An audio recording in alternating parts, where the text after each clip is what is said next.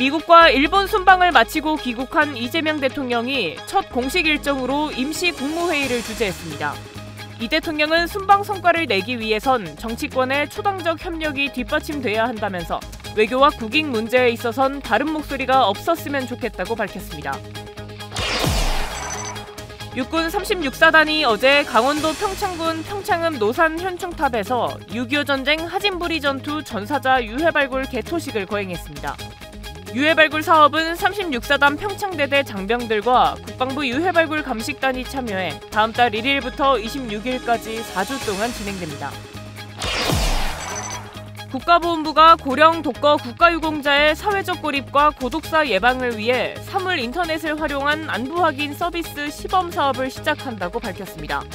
사업은 고독사 위험군으로 분류된 국가유공자 가운데 일부 가구를 선정해 현관문과 냉장고 등에 사물 인터넷 기반 문 열림 센서를 부착해 실시간으로 안부를 확인하는 방식입니다.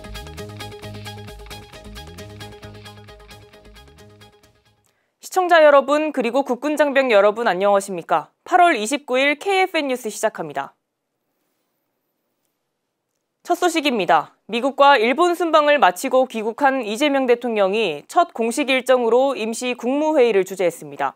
정치권의 초당적 협력의 중요성을 강조하며 외교와 국익 문제에 있어 다른 목소리가 없었으면 좋겠다고 강조했습니다. 보도에 윤현수 기자입니다. 대통령님께서 개선언과 함께 이재명 대통령이 오늘 주재한 임시 국무회의에서 미일 순방을 통해 형성된 따뜻한 신뢰 관계를 바탕으로 국익을 지키고 주변 국가들과 협력을 더욱 확대해 나가겠다고 밝혔습니다. 외교에서 중요한 것은 바로 신뢰와 협력이라고 강조하며 초당적인 협력이 필요함을 언급했습니다.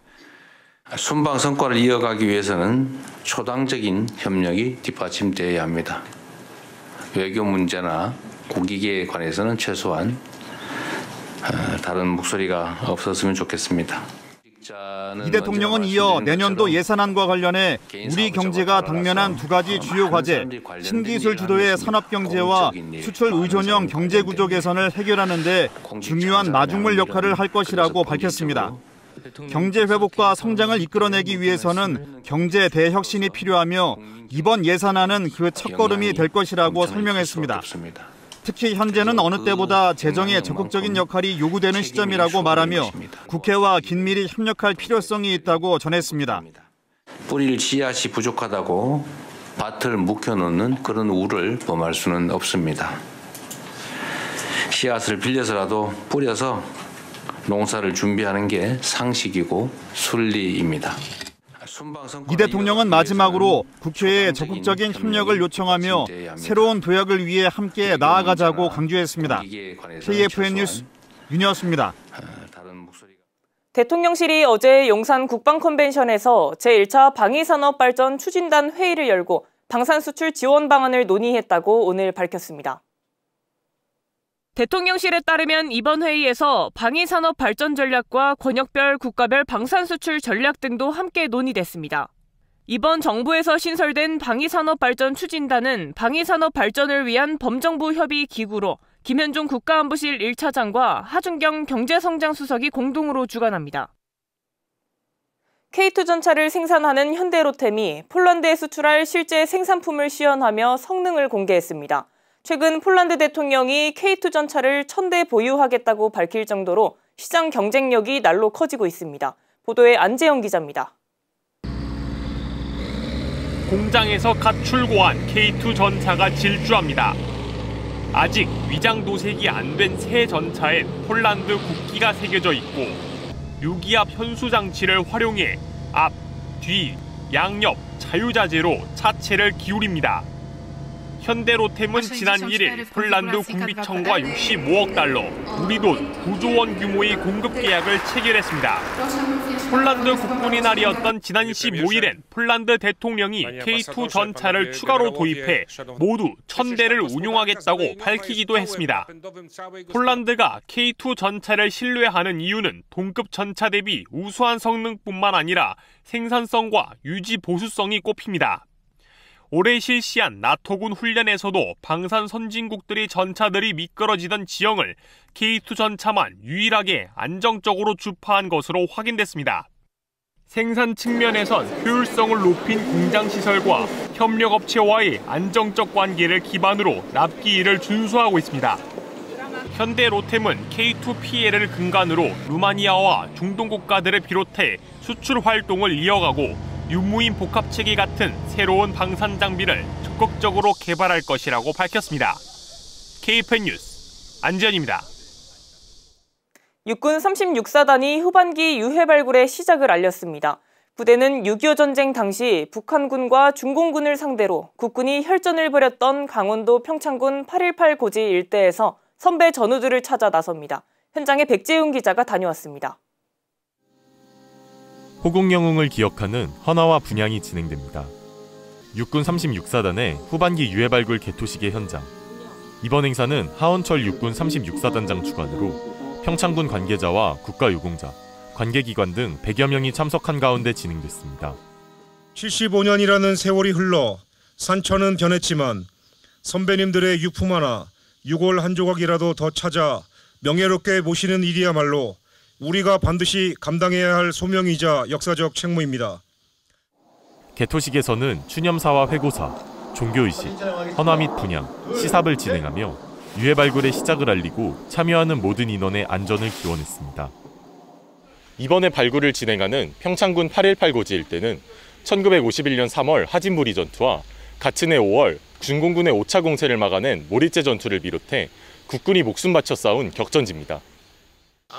부대는 지난 2008년부터 평창 지역에서 유해 발굴 작전을 11차례 진행했으며 전사자 유해 71구와 수천여 점의 유품을 발굴했습니다. 올해 유해 발굴 사업은 사단 예하 평창대대 장병 80여 명과 국방부 유해 발굴 감식단 장병들이 참여하며 다음 달 1일부터 4주 동안 이어집니다. 국가와 국민을 수호하기 위해 전사하신 선배 전우들을 가족의 품으로 모시는 것은 당연한 책무입니다. 한편 사단 발굴 병력 중에는 지난해에 이어 또 한 번 선배 전우들을 찾기 위해 팔을 걷어붙인 장병도 있어 눈길을 끌었습니다. 저희가 전년도에 작업을 했을 때는 제가 신병이어서 뭣도 모르고 작업을 했었는데 이번 유해 발굴 과정에서 선배님 한 분 한 분을 소중히 조국의 품으로 돌려준다는 마음으로 가지고 열심히 임하도록 하겠습니다. 호국영령의 넋을 기리고 성공적인 유해 발굴을 기원한 육군 36사단. 마지막 한 분을 모시는 그날까지 유해 발굴은 계속해서 이어집니다. KFN 뉴스 백재용입니다. 1953년 우리 해군이 처음 독자적으로 만든 수상 비행기, 바로 서해호입니다. 미군에 대한 의존도가 높았던 당시 상황 속에서 서해호는 자주국방의 실현 의지를 보여줬는데요. 청년들이 이 서해호의 정신을 이어받아 미래형 항공기의 모습을 그리기 위해 모였습니다. 박인배 기자입니다. 국립항공박물관에 복원 전시된 항공기 한 대. 이순신 장군의 시중 바다에 맹세한다는 뜻의 글자 서해가 눈에 띕니다. 우리 해군이 최초로 자체 개발한 항공기 서해호입니다. 해군은 1951년 미 공군의 훈련기를 개조한 해취호에 이어 1953년 엔진을 제외한 모든 부분을 자체 설계한 서해호를 만들었습니다. 미군에 대한 의존도가 높았던 시기 서해호는 자주국방의 의지를 실천했습니다. 미국에서 지원하는 모든 군수 물자로 우리가 국방을 했는데 이 서해호는 우리가 스스로 개발한 것입니다. 해군에서 직접 운용을 하면서 우리나라 영해 수호에 우리 항공기술 유산인 서해호를 통해 미래형 항공기를 창조하는 장이 열렸습니다. 미래 세대가 서해호를 재해석하고 차세대 항공기를 설계하는 겁니다. 이 역사적 항공기를 기반으로 현대의 우리 학생들에게 미래지향적이고 또 실용적인 기체를 다시 개발하고 또 업그레이드하고 또 이런 지식을 전파하는 이런 취지로 청년들은 항공 분야에 대한 관심을 바탕으로 머리를 맞댔습니다. 화재용 아니면은 인명 구조용 이런 식으로 다양한 쪽으로 활용할 수 있는 그런 항공기를 지금 아이디어로 내고 있습니다. 제가 설계한 그런 뭐 항공기나 아니면은 우주 발사체 이런 거가 실제로 뜨게 된다면 아무래도 제 꿈을 이룬 기분이지 않을까. 우리나라 항공 기술, 그 기술을 활용하는 우리 군의 발전도 함께 바랐습니다.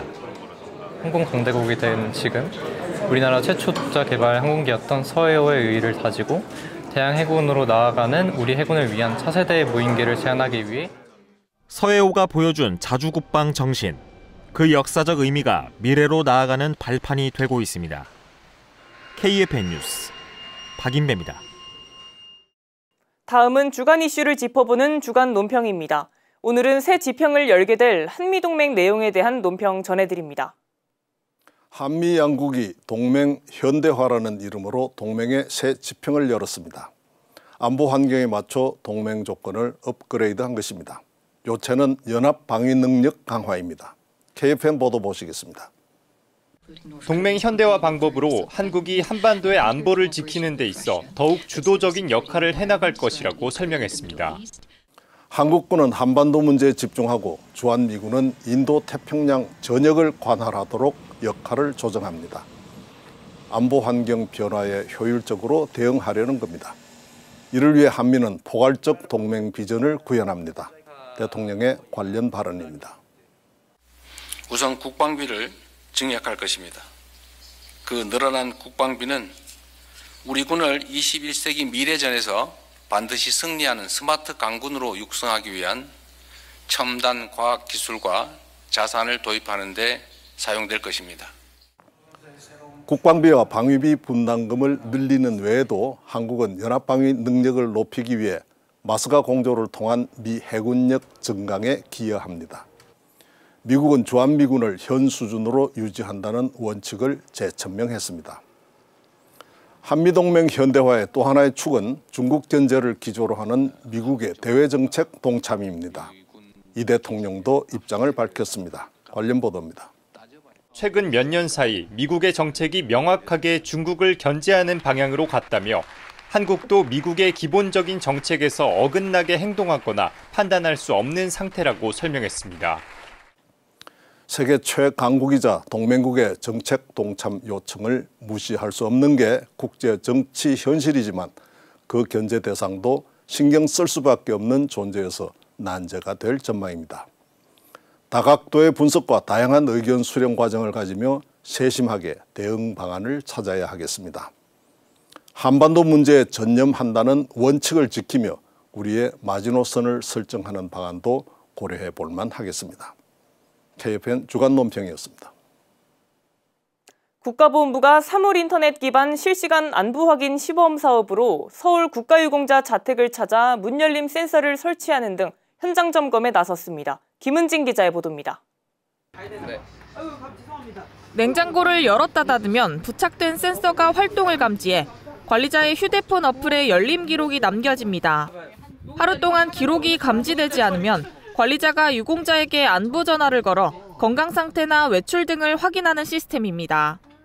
국가보훈부는 지난 4월 6.25 전쟁과 월남전 등 참전 경험으로 인해 사회적 고립 위험이 높은 국가유공자에 대한 고독사 예방 종합대책을 발표한 후 실태 조사를 통해 고독사 위험군으로 분류된 국가유공자 중 본인 동의 등을 거쳐 약 400가구를 대상으로 국가유공자 고독사 예방 시범 사업을 본격 추진했습니다. 지난 28일 강윤진 국가보훈부 차관은 서울 지역 대상 국가유공자 자택을 직접 방문해 기기 설치와 작동 여부 확인, 생활 환경 등을 면밀하게 살폈습니다. 대한민국 정부는 국가유공자 분들 이제 고령이 되셨는데 혼자 방치되는 일들이 없게 하겠다는 큰 문제의식을 가지고 고독사 방지 대책을 마련했습니다. 여러 가지 방법들을 잘 동원해서 또 지역사회와 연계해서 국가유공자 분들이 더 이상 외롭지 않도록 잘 노력하겠습니다. 국가보훈부는 올해 시범 사업 후 내년에는 전체 위험군 대상으로 사업을 확대하고 고독사 예방 정책을 시행할 수 있는 법적 기반을 마련해 국가유공자법 등 6개 법률 개정을 추진해 나갈 방침입니다. 안심되는 거 같고 든든한 거 같은 그런 기분이죠. 뭐. 건강 때문에 혼자 있으니까 그런 걸 지켜준다는 게 너무 감사하죠. 국가보훈부는 이번 안부 확인 시범 사업 이외에도 고독사 위험군에 대한 인공지능 기반 안부 전화를 비롯해 민관 협업을 통한 혹서기와 혹한기 찾아가는 안부 확인, 복지 지원 등 다양한 맞춤형 사업을 집중 추진할 계획입니다. KFN 뉴스 김은진입니다. 지난 2주 동안 우리 군은 실질적 실효적인 UFS로 국민의 생명과 안전을 지키는 본연의 임무 수행 능력을 끌어올렸습니다. 훈련을 성공리에 마치고 독서로 마무리하는 장병들을 만나봤습니다. 김유진 기자입니다. 공군 항공지원작전단 장병들도 북캉스로 더운 여름을 시원하게 보내고 있습니다. 부대에서 독서 습관 형성과 정서 안정을 위해 진행 중인 독서 마라톤 대회를 북캉스로 활용하고 있는 겁니다. 독서 마라톤 대회는 3,000페이지부터 42,195페이지까지 본인이 목표한 코스를 독서 노트에 작성하여 마감일에 제출하는 방식이며 완주자 전원에게는 독서 마라톤 완주증과 기념품이 제공되고 다독자 및 우수 노트 제출자를 선정하여 다양한 포상이 수여됩니다. 여름 활동이 아닌 여름과 거리가 있는 독서를 선택한 장병들인 만큼 북캉스 후의 모습도 남다릅니다. 요즘 날씨도 더운데 다양한 책들이 있어서 이렇게 군인 생활하면서도 북캉스 다녀올 수 있는 느낌이어서 너무 좋은 것 같습니다. 물고기는 존재하지 않는다라는 책을 읽고 있습니다. 가장 유명한 구절이 다른 세계는 존재하지만 그것은 이 세계 안에 있다라는 거기 때문에 나의 삶은 내가 나아가고자 하는 방향으로 나아가는 게 옳은 것이다 라는 내용을 담고 있는 책이고 저는 저의 주체성을 찾기 위해서 이 책을 선택해서 읽고 있습니다. 책은 더운 날씨로 지친 몸과 머리를 달래주고 삶의 태도를 변화시킵니다. 내가 틀릴 수도 있습니다는 이 스웨덴의 승려분이 참 삶에서 굴곡이 되게 많았었는데 그런 굴곡을 느낄 때마다 이 책의 제목인 내가 틀릴 수도 있습니다 이런 구절을 생각하면서 그런 어려움을 이겨냈다는 소리가 있습니다. 저는 이 책의 제목에서 많은 깨달음을 얻었는데 여러 장병들이 이 책을 읽고 저처럼 많은 깨달음을 얻었으면 좋겠습니다. 리더도 마찬가지입니다. 총균세라는 책을 읽었었는데 조금 좀 아쉬웠던 부분이 있는데 이 책을 통해서 좀 아쉬웠던 부분을 좀 해소할 수 있는 계기가 되었고 사실 여기에는 이제 포용적인 정치 경제 제도를 택한 국가가 결국은 발전해 왔고 지속적으로 성장이 가능하다는 얘기를 하고 있습니다. 부대의 지휘관으로서 포용적인 의식을 갖고 건전한 군인 정신을 가질 수 있다면 부대와 군이 더 발전해나가지 않을까 그런 생각이 듭니다. 찜통 더위 속 몸과 마음이 모두 지친 올해 여름. 항지단 장병들은 책으로 더욱 단단해지는 중입니다. 올리원, 올포원, 독서 마라톤 화이팅! KFN 뉴스 김효진입니다. 김천 상무가 오는 31일 오후 7시 대전 월드컵 경기장에서 대전 하나시티즌과 K리그1 28라운드 원정 경기를 치릅니다. 올 시즌 대전전에서 1무 1패를 거둔 김천은 2연승의 기세를 살려 2위 수성에 나섭니다. 김천 상무는 최근 2경기에서 9골을 몰아치며 2연승을 달리고 있는데 득점이 한 선수에게 치중되지 않는 점도 고무적입니다. 이번 대전전에는 시즌 9골을 기록하며 리그 공격 포인트 단독 선두에 올라있는 이동경 병장이 공격 선봉에 나서고 나란히 9골을 기록 중인 스트라이커 박상혁 병장도 한 방을 노릴 준비를 마쳤습니다. 하지만 앞선 2경기에서 4실점을 내주며 수비에서 다소 흔들리는 모습을 보였기에 정종영 감독도 수비력 보완을 강조한 만큼 공격력을 유지하되 수비 전술에서도 직전 경기보단 나은 모습을 보여줘야 합니다. 6경기 무패를 기록하며 승점 46점으로 리그 순위 2위를 굳건히 지키고 있는 김천 상무는 8월 마지막 날 승리를 거머쥐어 여름 끝자락 팬들에게 감동을 선사한다는 각오입니다.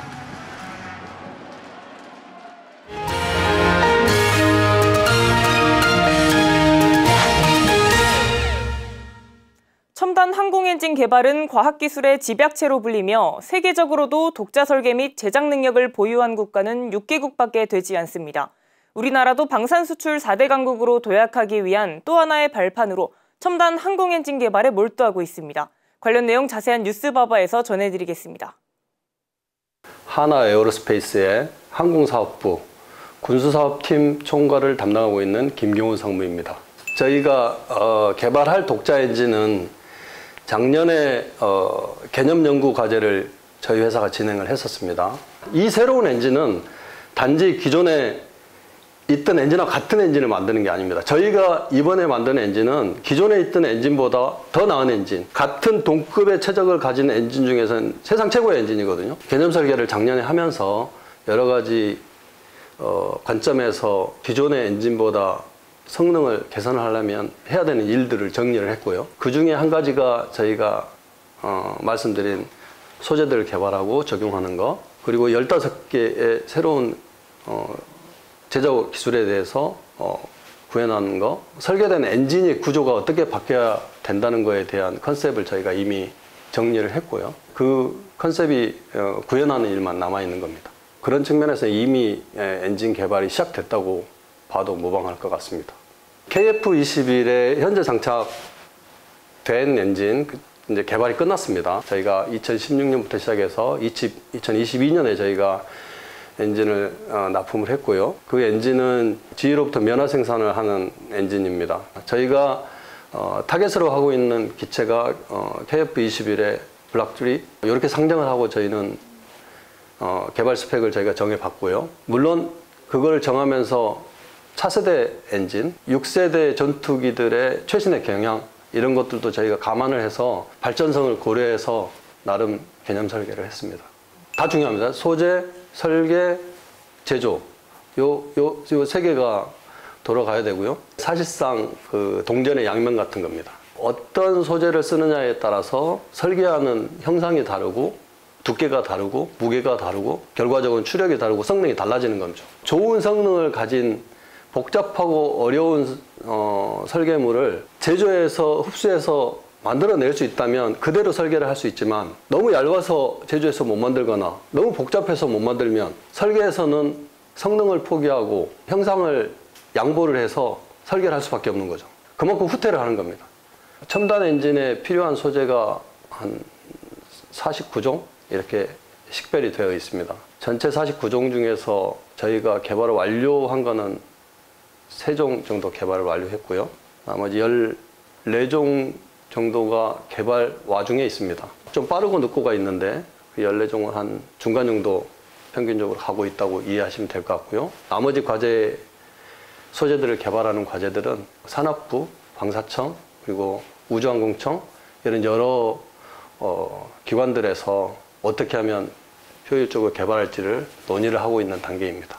설계 기술은 굉장히 많은 설계와 구현을 반복하면서 얻을 수 있는 기술이고 또 발전시킬 수 있는 기술입니다. 흔히들 항공기 부품은 치수가 굉장히 타이트해서 가공하기가 힘들다까지는 알고 계신데 항공기 엔진 부품들은 가공을 하면서 표면이 얼마나 데미지를 받느냐, 얼마나 그 표면의 마이크로 스트럭처가 변형이 되느냐 하는 것까지도 규정이 되어 있습니다. 10종이 넘는 엔진을 개발하면서 저희가 엔진에 대해서 굉장한 이해도를 쌓았고요. 그거를 통해서 이제는 국가의 역량과 국내 전체 생태계와 이런 지원을 받아서 충분히 지금은 독자적으로 유인 항공기 엔진을 개발 못할 이유가 없는 상황이 된 거죠.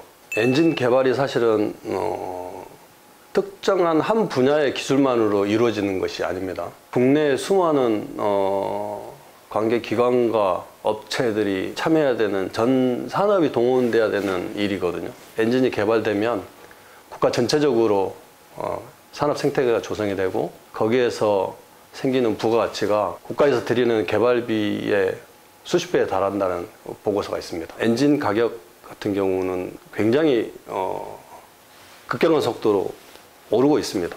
면허 생산하는 엔진은 파는 국가, 대수 이걸 미국 정부가 승인을 해야 됩니다. GE가 굉장히 많은 국가에 자기 엔진만을 수출을 하고 있고요. 돈을 많이 벌고 있죠. 어마어마합니다. 근데 저희가 만든 엔진은 저희가 마음대로 수출할 수 있죠. 반드시 성공을 시켜서 저희 국가적으로도 위상을 높일 수 있도록 최선을 다하겠습니다. 이어서 오늘의 국방단신 전해드립니다. 육군 1기갑여단 사자대대가 다락대 사격장에서 제병협동 전차포 사격훈련을 진행하고 있습니다. 훈련에는 장병 250여 명과 K1 E1 전차 등 궤도 장비 40여 대가 투입됐습니다. 장병들은 전차 승무원 자격 사격부터 120mm 자주박격포 사격, 야간 조종 훈련 등 다양한 훈련을 진행하며 전투 수행 능력과 즉각 대응력을 한층 강화했습니다. 공군교육사령부가 252기 부사관 후보생 임관식을 거행했습니다. 신임 부사관 207명은 지난 6월 입대해 3개월간의 강도 높은 훈련을 거쳐 공군의 미래를 이끌어갈 정예 부사관으로 거듭났습니다. 한편 이날 임관식에는 군면제 판정에도 불구하고 군인의 꿈을 이루고자 부사관으로 임관한 송민겸 하사와 육군 장교 출신 이규철 중사가 임관해 화제를 모았습니다. 국군 양주병원이 미래전장에서도 빈틈없는 의무지원 역량을 발휘하기 위해 민관군 협조회의를 개최했습니다. 참가자들은 미래 핵심 전력으로 꼽히는 드론을 활용한 긴급 치료의약품과 혈액 수송 방안을 심도 있게 토의했으며 드론 혈액 수송 시연 등을 참관했습니다.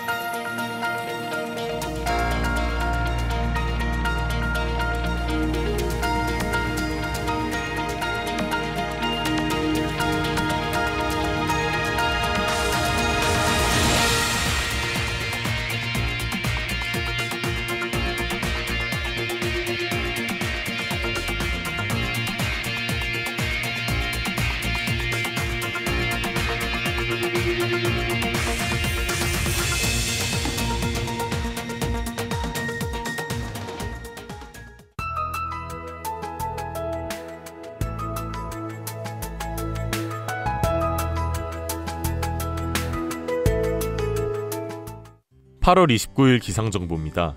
수도권 지역으로 구름이 많은 가운데 곳에 따라 소나기가 내리는 날씨가 이어지고 있습니다. 자세한 날씨 알아보겠습니다. 오늘은 수도권과 영서 지역으로 수증기가 유입되면서 곳곳에 소나기가 내리는 곳이 있겠습니다. 내일은 대체로 맑은 가운데 전국 곳곳에 한때 소나기가 내리는 날씨가 예상됩니다. 내륙 일부 지역에는 아침에 안개도 끼겠습니다. 내일 아침 최저기온은 서울 26도, 광주 23도로 예상되며 한낮 최고기온은 서울 31도, 대구 36도로 예상됩니다. 작전 기상입니다. 오늘 항공작전은 낮은 구름과 강수로 인해 충청 이북 지역에서 일부 제한이 예상됩니다. 주간 기상 전망입니다. 일요일 야간부터 화요일 오전까지 북쪽 기압골의 영향으로 중부 지역에 비가 내리겠으며 남해안 지역으로는 남쪽 기압골의 영향으로 일요일엔 비가 예상됩니다. 이후 화요일부터 목요일까지 구름이 많고 한때 소나기가 내리는 날씨가 이어지겠습니다. 이상 공군기상단제공 기상정보였습니다. 이것으로 KFN 뉴스를 마칩니다. 시청해주신 여러분 고맙습니다.